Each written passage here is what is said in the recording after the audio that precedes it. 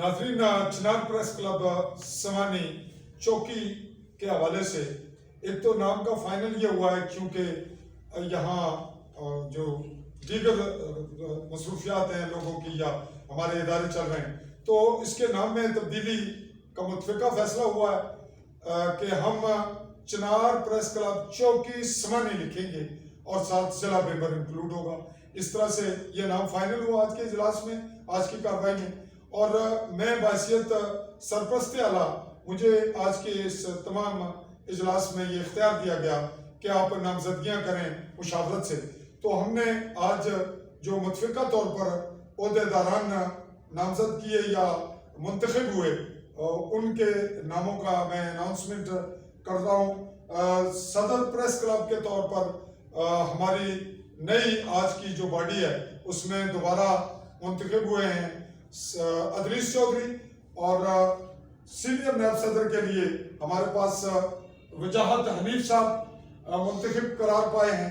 और इस तरह से जनरल सेक्रेटरी के तौर पर राजा मोहम्मद अली सोना करार पाए जनरल सेक्रेटरी, और अगला मरला हमारा आता है नायब सदर राजा वहीद रियाज, जो मौजूद नहीं है लेकिन वो यहाँ बासियत मोबाइल यानी मौजूदगी उन्होंने अपनी साबित की, कॉन्टेक्ट पे उनको हमने हाजिर रखा, वो मौजूद रहे फ़ोन पे मोबाइल पे। तो अगला ओहदा था हमारे पास सेक्रेटरी मालियात का, तो सेक्रेटरी मालियात के लिए अजहर नज़ीर साहब को जिम्मेदारी सौंपी गई है और वो मुंतखब करार पाए हैं। और हमारे पास जो ये ओहदा है जॉइंट सेक्रेटरी का, तो इसके लिए एजाज साहब, मोहम्मद एजाज, ये मुंतखब करार पाए हैं।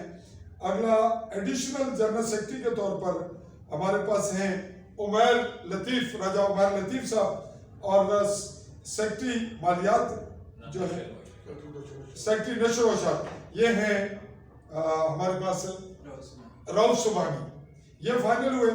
और मजलिस अमला के लिए चेयरमैन मजलिस अमला राजा अब्दुल शकूर, जो पहले भी 2 साल 2.5-3 से रह रहे हैं, उनको दोबारा मुंतखब कर लिया गया।